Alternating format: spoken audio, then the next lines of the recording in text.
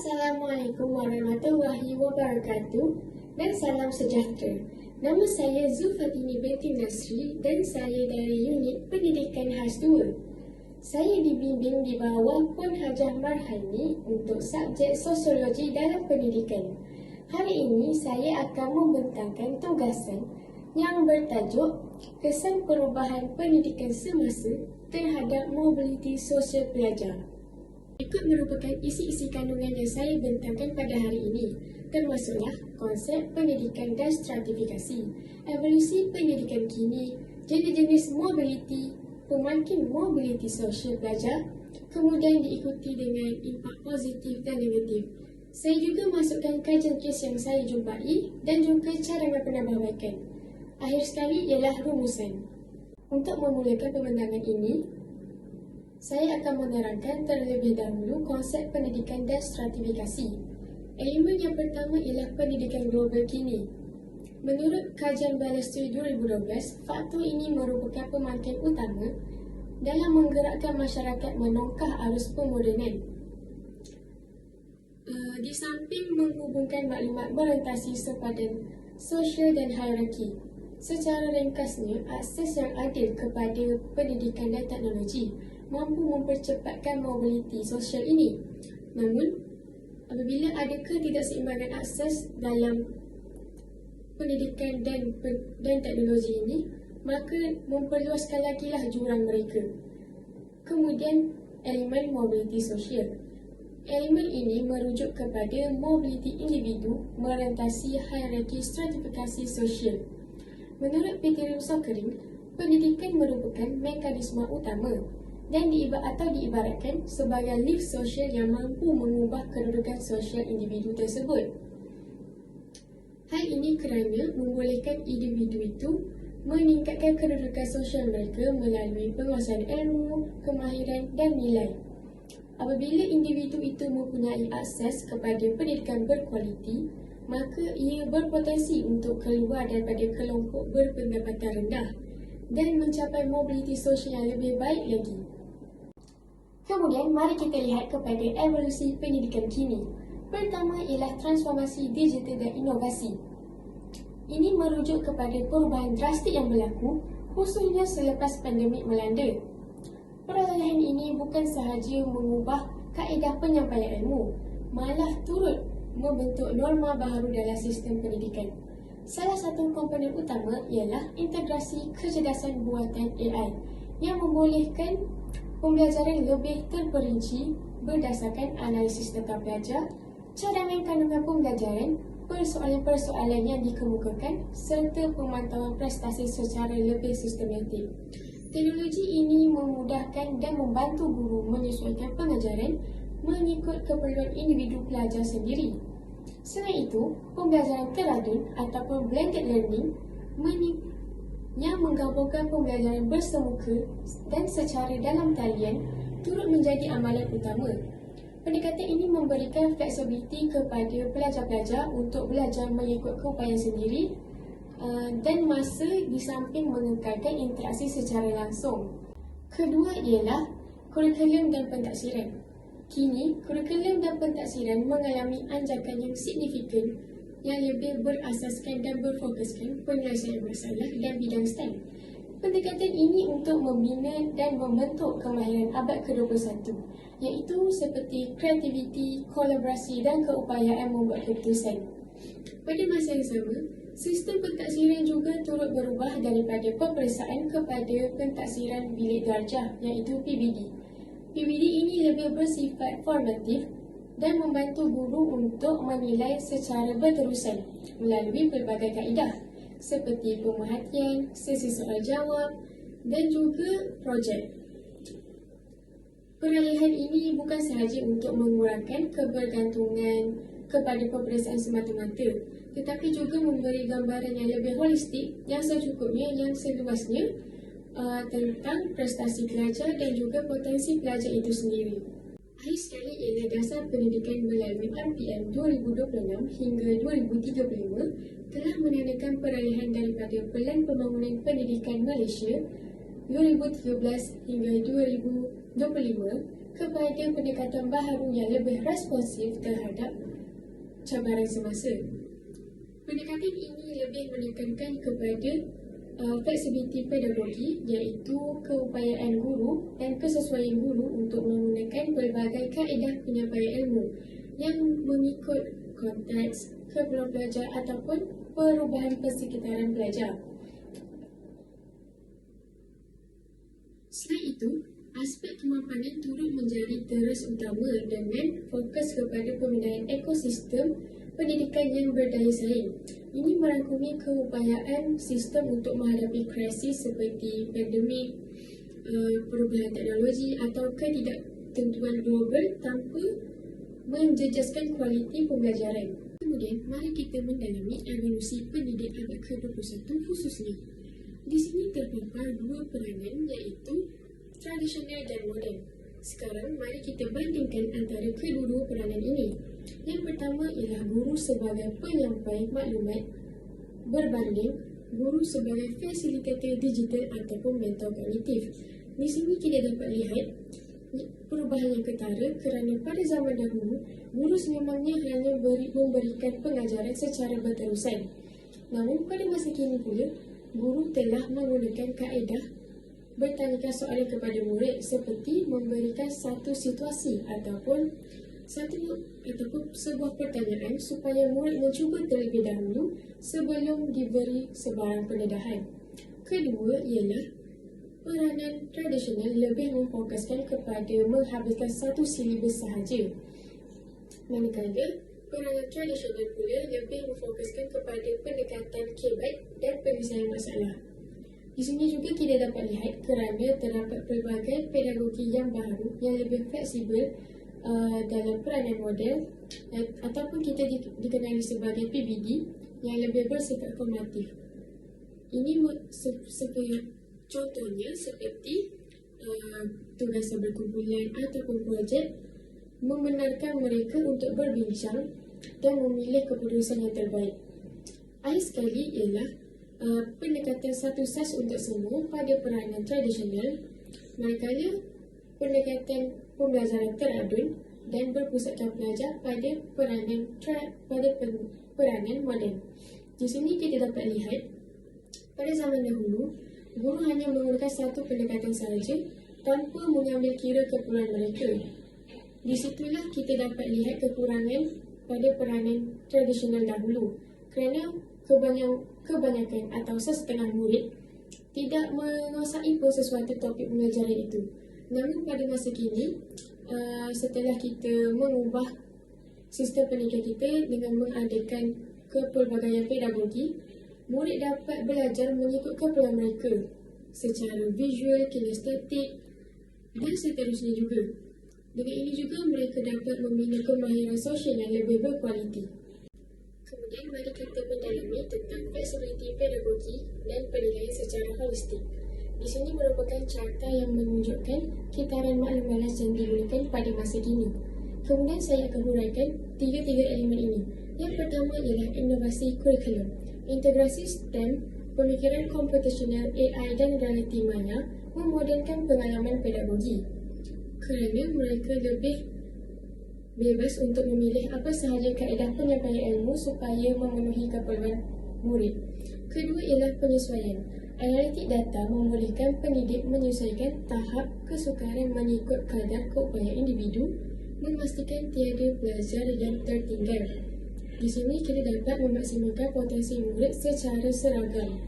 Yang terakhir ialah penilaian formatif. Peralihan dari peperiksaan sumatif tradisional kepada pengumpulan data secara berterusan membolehkan intervensi awal itu diaplikasikan supaya untuk merapatkan jurang pembelajaran. Di sini juga kita dapat lihat kelemahan dan kelebihan setiap murid itu dengan lebih spesifik. Kemudian kita akan meneliti beberapa jenis mobiliti yang terdapat pada masa kini. Yang pertama ialah mobiliti mendatar. Ini merupakan perubahan peranan atau pekerjaan tanpa mengubah sebarang hierarki, status sosial ataupun prestige. Contohnya, peralihan daripada petani kampung kepada peneroka felda ataupun pekerja pertukaran separuh mahir tidak melibatkan perubahan signifikan dalam pendapatan dan status sosial. Kemudian, mobiliti dalam generasi. Ini merupakan pergerakan yang berlaku sepanjang hayat individu yang melibatkan kemajuan status sosial ataupun tahap kerjaya. Contohnya, bermula sebagai pekerja berperingkat rendah dan meningkat naik ke tahap pengurusan tinggi melalui pengalaman dan kemahiran. Kemudian, mobiliti kerajaan ialah pihak kerajaan atau institusi akan memberikan beasiswa kepada pelajar yang berpencapaian tinggi. Contohnya, di sebuah sekolah ini, apabila murid tanpa mengira latar belakang mendapatkan perusahaan yang tinggi semasa dalam SPM, akan diberikan beasiswa sepenuhnya untuk kemasukan kolej atau universiti nanti. Impaknya, mereka dapat menjadi doktor pakar ataupun jurutera kerana status sosioekonomi mereka berubah secara drastik melalui sokongan yang berstruktur. Akhir sekali ialah mobiliti tandingan. Mobiliti ini merupakan persaingan terbuka dalam kalangan pelajar untuk ganjaran ataupun penempatan IPT. Contohnya, pelajar IPT akan berusaha untuk meningkatkan pointer mereka atau prestasi mereka supaya mereka dapat tinggal di sebuah penempatan secara percuma. Impaknya akan memupuk daya kognitif mereka, daya saing kognitif mereka yang berasaskan usaha individu dalam sistem pendidikan. Kemudian, mari kita lihat kepada pemangkin mobiliti pelajar. Yang pertama ialah faktor sosioekonomi. Tahap pendapatan keluarga memainkan peranan penting dalam menyediakan sumber pendidikan kepada anak-anak mereka. Hal ini kerana keluarga yang berpendapatan tinggi cenderung untuk menyediakan persekitaran pembelajaran yang kondusif. Sekaligus, ia membolehkan dan memberikan kelebihan kepada anak-anak mereka untuk mencapai prestasi akademik yang lebih cemerlang. Sebaliknya pula, kekangan kewangan dalam kalangan keluarga B14 telah menghadkan asas ini, lalu ia mewujudkan jurang pendidikan yang amat ketara. Kedua ialah modal budaya dan ibu bapa. Modal budaya berujuk kepada nilai, sikap dan pengetahuan yang dibentuk dalam keluarga. Keterlibatan ibu bapa dalam pembimbing pengajaran anak di rumah dan kesedaran terhadap kepentingan pendidikan menjadi faktor penentu utama kejayaan anak-anak, khususnya dalam konteks pengajaran maya. Ibu bapa yang aktif dan peka terhadap perkembangan pendidikan anak-anak mereka mampu meningkatkan motivasi, disiplin dan pencapaian mereka juga. Akhir sekali ialah ekosistem sekolah dan guru. Ekosistem sekolah yang kondusif termasuk kemudahan fizikal yang mencukupi dan suasana pembelajaran yang positif memainkan peranan penting dalam menyokong perkembangan pelajar. Di samping itu, dedikasi dan komitmen guru juga merupakan pemangkin utama. Guru yang berkualiti mampu membimbing secara efektif. Manakala, apabila terdapat kekurangan infrastruktur atau sokongan, boleh menjadi penghalang kepada mobiliti sosial ini, khususnya dalam kalangan pelajar yang sememangnya mengambil pendidikan sebagai lalur utama mereka. Sekarang kita akan membincangkan impak positif iaitu pendidikan sebagai roket sosial. Yang pertama ialah pendemokrasian ilmu. Ini merujuk kepada memperluaskan akses pendidikan kepada semua lapisan masyarakat tanpa batasan ruang dan masa. Kini, pendidikan pembelajaran tidak lagi terhad kepada bilik belajar secara fizikal. Sebaliknya boleh diakses selama 24 jam melalui platform Delima ataupun OER. Perkembangan ini membolehkan pelajar belajar mengikut keupayaan kefahaman masing-masing dan juga masa tersendiri. Di samping itu dapat mengurangkan kebergantungan mereka terhadap pengajaran konvensional semata-mata dan dapat mengurangkan tekanan juga. Kedua ialah peluang kerjaya global. Penguasaan literasi digital serta kemahiran pengkodan dalam bidang TVET atau STEM ini telah membuka ruang kepada pelajar untuk bersaing di peringkat antarabangsa. Kemahiran ini sangat diperlukan dalam pasaran kerja global yang semakin dipacu oleh teknologi, automasi dan AI. Oleh itu, pelajar yang memiliki kemahiran tersebut berpotensi untuk mendapat peluang yang lebih cerah dan pendapatan yang lebih tinggi sekaligus dapat meningkatkan mobiliti sosial mereka. Yang ketiga ialah keluasan dan personaliti. Penggunaan analitik data ini membolehkan proses pembelajaran menjadi lebih bersifat adaptif dan peribadi. Pelajar yang lemah dapat dikesan dari awal dan diberikan bimbingan khusus mengikut kepala mereka. Manakala pelajar yang cemerlang pula boleh meneruskan pembelajaran mereka dengan kadar yang lebih cepat. Pendekatan ini bukan sahaja meningkatkan kebersamaan pembelajaran tetapi juga mempercepatkan pencapaian akademik mereka, seterusnya menyumbang kepada mobiliti sosial secara menegak. Kemudian, kita akan memperincikan lagi impak positif berkaitan pemakasaan TVET dan STEM ini. Isu pengiktirafan dan akreditasi penuh oleh MQA kepada program TVET dan kuliah vokasional telah menjadi perhatian selalu kerana terbukti sememangnya memberikan kesan secara langsung. Perbincangan ini menunjukkan keperluan untuk memastikan program TVET diiktiraf setara dengan laluan arus perdana. Pengiktirafan yang jelas dan menyeluruh ini penting untuk meningkatkan keyakinan industri serta membuka lebih banyak peluang kerjaya bagi graduat TVET, teknikal dan kejuruteraan juga. Kemudian, perkembangan bakat secara holistik. Permekasaan TVET dan STEM ini membolehkan pembangunan bakat secara holistik melalui kemahiran teknikal, praktikal dan insaniah. Pendekatan ini membuka ruang kepada mobiliti sosial yang lebih luas apabila individu tidak lagi bergantung sepenuhnya kepada laluan akademik yang tradisional. Sebaliknya, penguasaan kemahiran vokasional seperti kejuruteraan, teknologi dan automasi turut dikenali sebagai laluan utama untuk meningkatkan taraf hidup dan daya saing dalam pekerjaan moden ini. Ketiga ialah peralihan tenaga kerja. Ini merujuk kepada peralihan tenaga daripada kategori berkemahiran rendah kepada separuh mahir dan lebih tinggi, menunjukkan indikator utama keberkesanan sistem TVET dan STEM ini. Proses ini mencerminkan kejayaan sistem pendidikan dalam melahirkan tenaga kerja lebih produktif, berkemahiran tinggi dan selaras dengan keperluan industri semasa. Secara tidak langsung juga, ia turut menyumbang kepada peningkatan mobiliti sosial serta pertumbuhan ekonomi melalui peningkatan pekerja yang berkemahiran tinggi dan cemerlang. Tegaslah bahawa pendidikan sebagai indikator kejayaan dalam mengukur mobiliti secara holistik ini terbukti berkesan. Hal ini kerana pencapaian pendidikan tidak lagi diukur hanya melalui daratan A dalam peperiksaan. Sebaliknya turut merangkumi aspek pasaran graduan serta keupayaan mereka untuk menyesuaikan diri dalam perkembangan industri baharu. Pendekatan ini menekankan keseimbangan antara pencapaian akademik dan kemahiran praktikal, termasuklah literasi digital, komunikasi dan kecekapan teknikal yang diperlukan di dalam dunia pekerjaan moden ini. Malah, pendidikan juga berperanan sebagai mekanisme utama dalam membolehkan graduan, khususnya daripada kumpulan B40 ataupun orang asli, memecahkan rantaian kemiskinan ini. Melalui akses kepada pendidikan yang berkualiti dan latihan kemahiran yang sesuai, mereka berpeluang untuk meningkatkan taraf hidup yang lebih baik serta keluar daripada kitaran kemiskinan antara generasi ini. Ini menjadikan pendidikan sebagai alat mobiliti sosial yang penting dan inklusif. Akhir sekali, pendidikan juga menekankan kemahiran penyelesaian masalah.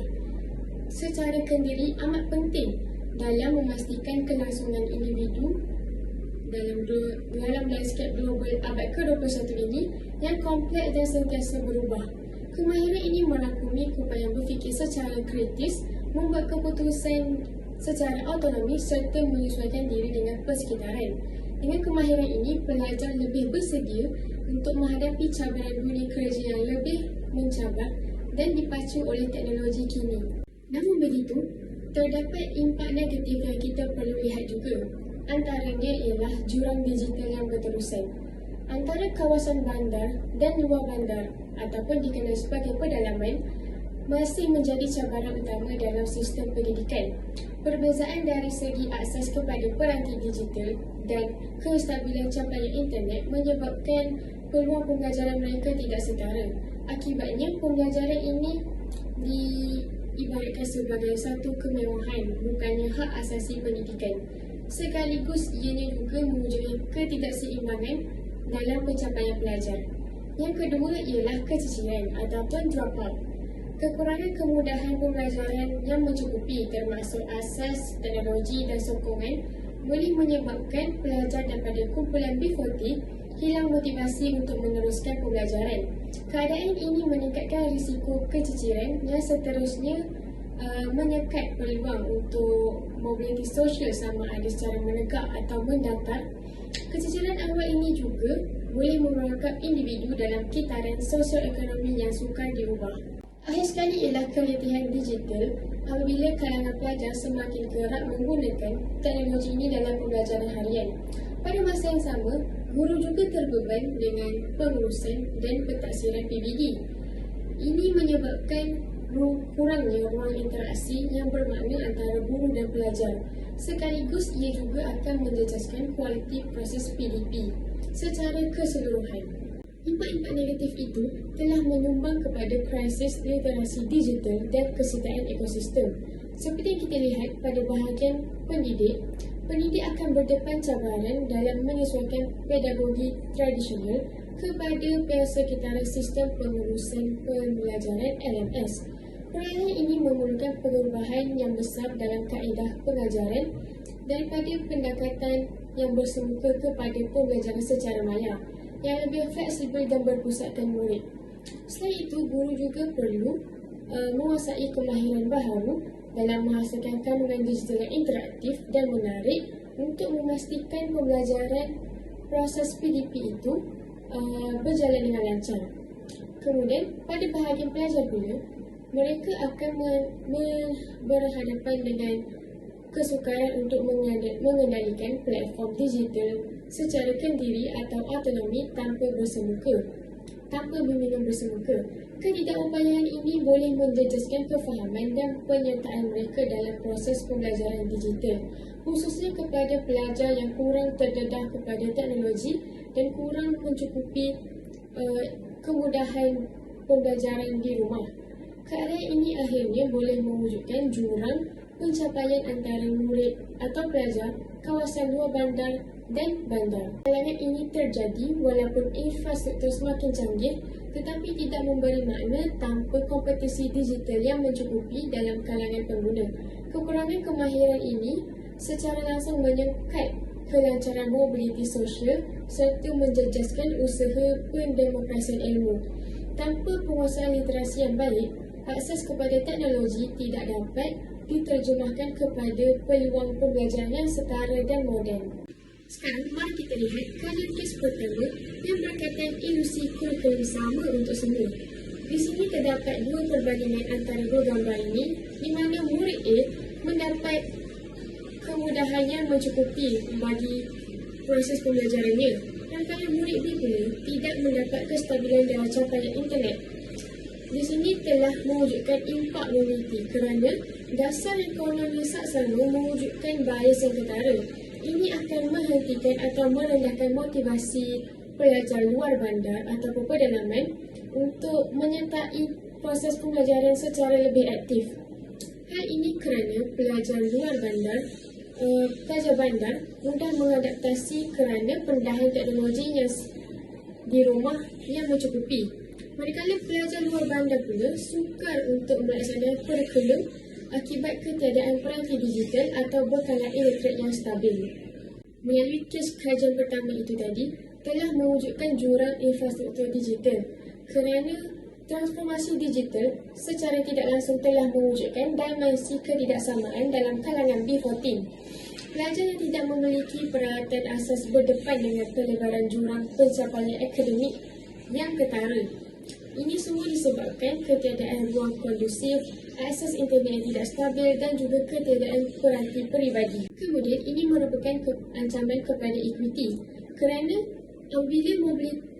mobiliti sosial individu itu bergantung sepenuhnya kepada kemampuan isi rumah dalam mendapatkan akses kepada teknologi. Seperti yang kita lihat, ini ialah aliran realiti kelas-kelas sosial pada masa kini. Pada bahagian hijau di atas iaitu kitaran positif bagi kalangan M40 dan T20 dan bawah pula bahagian merah ialah kalangan B40 ke bawah untuk kitaran negatif.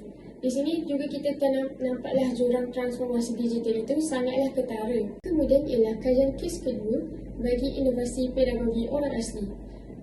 Dalam konteks ini ialah kanak-kanak orang asli sering terpinggir dalam pendidikan kerana kekurangan infrastruktur, kelemahan penguasaan bahasa dan kurikulum yang tidak selari dengan budaya mereka. Ini menyebabkan minat dan motivasi mereka menjadi rendah dan jurang pendidikan mereka juga berterusan. Namun, intervensi berkesan apabila modul perimba dirujuk oleh kajian Nur Bahiyah mengintegrasikan pengetahuan pribumi dan menggunakan pendekatan kontekstual serta responsif budaya menjadikan pembelajaran lebih relevan dengan kehidupan murid. Jadi, impak kepada mobiliti ialah pendekatan ini meningkatkan minat murid, mengubah persepsi ibu bapa terhadap pendidikan dan membuka peluang mobiliti sosial tajam dan kerjaya tanpa menjejaskan budaya orang asli. Kemudian, kajian kes ketiga yang kita sering dengar ialah realiti infrastruktur dan isu kepadatan. Dalam konteks ini, berkaitan infrastruktur, unsurnya kepadatan kelas apabila nisbah murid melebihi kapasiti bangunan. Jadi, guru-guru ataupun sistem pentadbiran terpaksa untuk melaksanakan sesi pembelajaran berganda di mana ada dua sesi iaitu sesi pagi dan sesi petang. Jadi, impak kepada peneliti ialah gagal untuk menangani masalah infrastruktur fizikal menjejaskan pencapaian SDG 4 iaitu pendidikan berkualiti. Kepadatan kelas turut menjejaskan pedagogi guru sekaligus menghadkan potensi mobiliti sosial dalam golongan kumpulan majoriti. Untuk menyokong kajian kes ketiga itu tadi, terdapat juga analisis data daripada Parlimen yang menyatakan bahawa kesesakan melampau berpunca daripada kapasiti bilik darjah yang gagal menampung bilangan pelajar yang mendadak. Ini menyebabkan pelaksanaan dua sesi pembelajaran yang akan menjejaskan kualiti proses PDP ini. Kedua ialah defisit asas. Isu ini amat kritikal seperti kekurangan guru dan kekurangan fasiliti secara fizikal bersaing untuk mendapatkan sumber daripada agenda pendigitalan negara. Kemudian, terdapat juga kumpulan yang tersisih di mana tergolong daripada golongan pelarian dan individu tanpa dokumen menghadapi sekatan dasar yang ketat dalam usaha mendapatkan akses kepada pendidikan berkualiti selaras dengan cabaran terhadap pencapaian SDG 4 iaitu pendidikan berkualiti. Namun begitu, terdapat juga cadangan penambahbaikan yang telah dibuat oleh beberapa pihak luar juga untuk membina semula dari segi infrastruktur. Yang pertama ialah merapatkan jurang digital. Kerajaan perlulah melangkaui pendekatan dasar ini dengan meningkatkan lagi pelaburan secara drastik dalam infrastruktur internet luar bandar serta menyediakan subsidi peranti satu-satu khusus kepada kumpulan B40 supaya mereka dapat kesamarataan dalam akses pendidikan ini. Kedua ialah perbaikan fasiliti fizikal iaitu selaras juga dengan dasar baharu ini RPM 2026 hingga 2035. Usaha untuk menaik taraf sekolah serta menambah ruang kelas dilaksanakan bagi menangani isu kepadatan kritikal. Ini juga akan membantu murid-murid atau pelajar serta warga-warga sekolah untuk belajar dan hidup dalam persekitaran yang kondusif. Yang ketiga ialah autonomi terpimpin. Pemberian kuasa kepada pihak sekolah untuk menyesuaikan kurikulum dan pedagogi berdasarkan demografi setempat bertujuan untuk menamatkan pendekatan satu kurikulum untuk semua. Lagipun, pendekatan itu juga sudah ketinggalan jauh dan tidak lagi mencapai standard negara-negara pendidikan yang lebih tinggi di luar sana. Lagipun, ini juga dapat menyesuaikan kaedah pengajaran dan pelajaran mengikut keperluan murid-murid atau pelajar. Kemudian, ada juga cadangan penambahbaikan dari segi ekosistem. Yang pertama ialah pemerkasaan guru iaitu CPD. Latihan profesional berterusan dalam literasi digital perlu dikukuh di samping meminimumkan beban pekeranian guru agar mereka lebih menumpukan kepada kemenjadian murid. Hal ini demikian supaya mereka dapat memaksimumkan lagi potensi mereka dalam mempelbagaikan kaedah penyampaian ilmu serta dapat membuat pentaksiran atau penilaian lebih holistik dan seimbang. Kedua ialah komuniti dan modal budaya. Penubuhan pusat komuniti berinternet dan pelaksanaan program literasi keibubaan diperlukan bagi membantu keluarga B40 dan kumpulan marginal dalam memimpin pengajaran anak-anak di rumah. Ini juga dapat memudahkan mereka untuk mengakses pendidikan, sumber-sumber pendidikan dengan lebih lancar. Yang ketiga ialah akses inklusif. Semakan semula Akta Pendidikan 1996 perlu dilaksanakan bagi menjamin akses pendidikan yang berkualiti kepada kanak-kanak pelarian tanpa dokumen maupun OKU supaya tiada komuniti yang terus terpinggir daripada mobiliti sosial. Jadi untuk menutup pembentangan ini, kita perlulah diingatkan untuk segera beralih daripada sekadar menyediakan kesamarataan akses kepada usaha untuk memastikan kesesamaan sokongan. Itu sahaja daripada saya. Sekian, terima kasih.